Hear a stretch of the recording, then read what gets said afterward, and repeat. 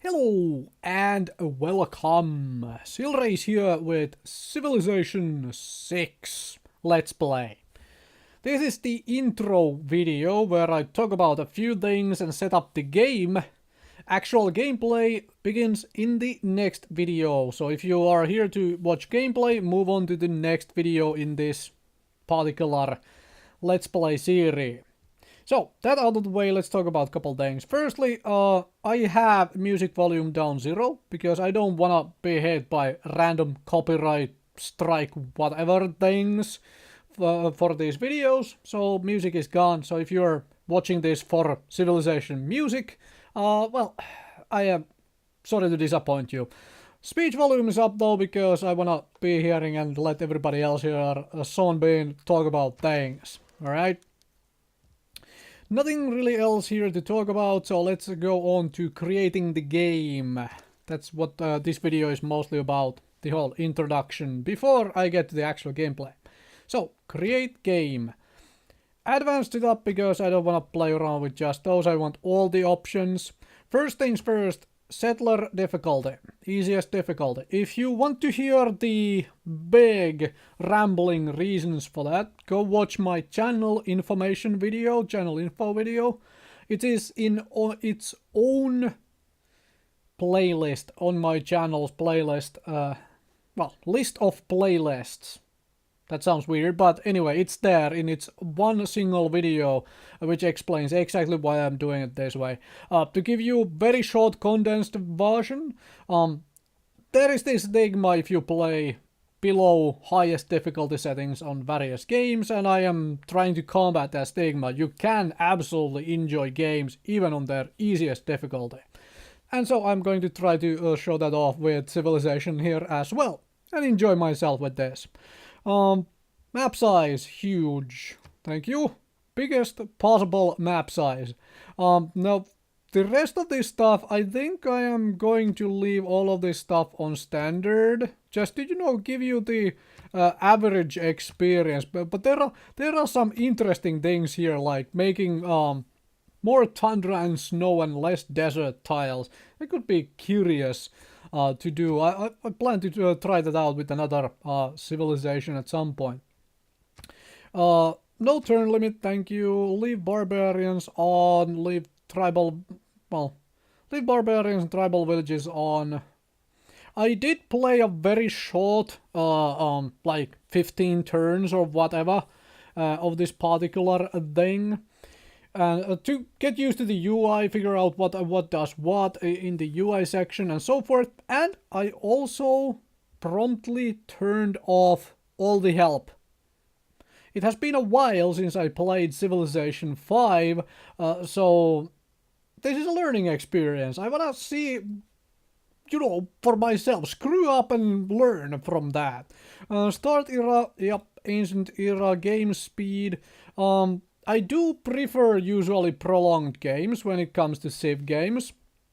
However, it usually tends to screw up the AI as well and so forth, because the game isn't usually balanced around the faster speed. So let's go around with standard map.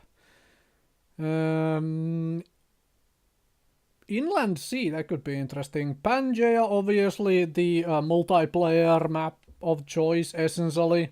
One massive landmass, so you don't have somebody on his own island and nobody can touch them. Alright, I do not do random leader here. Let's see who we would like to play. Is there... Aha! Do I wanna play Norway?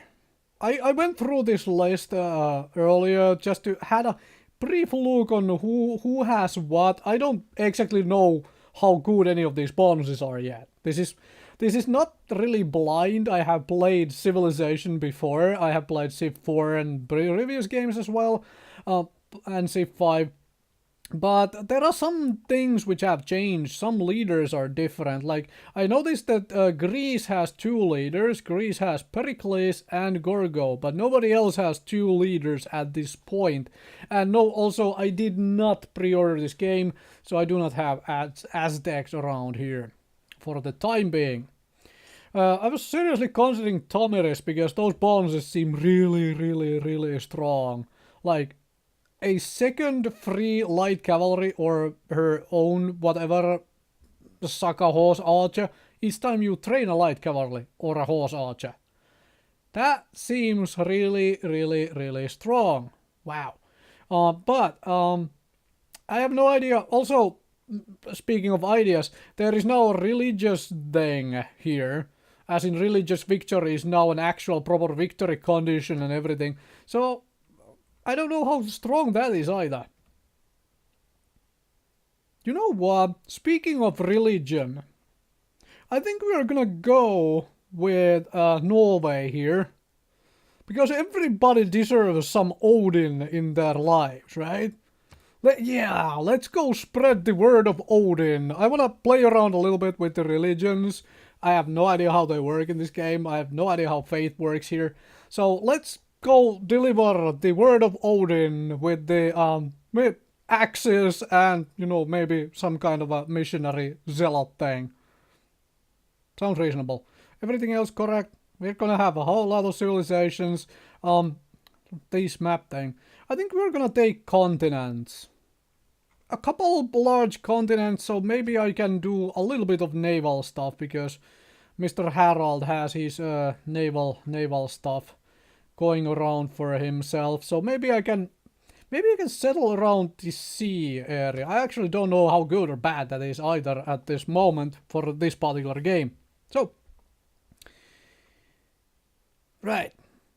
And with that, I am going to start this game and actual gameplay begins in the next video. So, see you there. From the first stirrings of life beneath water, to the great beasts of the Stone Age, to man taking his first upright steps, you have come far. Now begins your greatest quest, from this early cradle of civilization on towards the stars. All men fear the approach of your ships, King Harald of Norway, Thunderbolt of the North. Your longboats dominate the waves, always at the ready to unleash their berserker armies on an unsuspecting shore. May Odin bless your kingdom, and may the skalds sing tales of the victories of your mighty warriors.